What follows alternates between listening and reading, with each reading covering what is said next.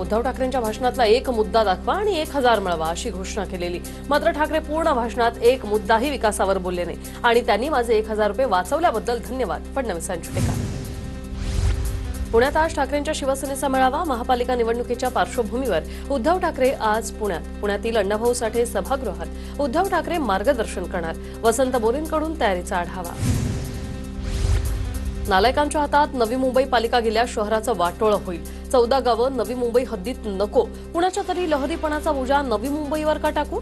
गणेश नाईकांचा श्रीकांत शिंदेंवर नाव नक्कीचा निशाणा। मुख्यमंत्र्यांना ही भाषा पटते का? गणेश नाईकांना काही अडचणी असतील तर एकनाथ शिंदेंची वेळ घ्यावी, मात्र उठसूट टीका खपवून घेणार नाही। उदय सामंतांचा इशारा।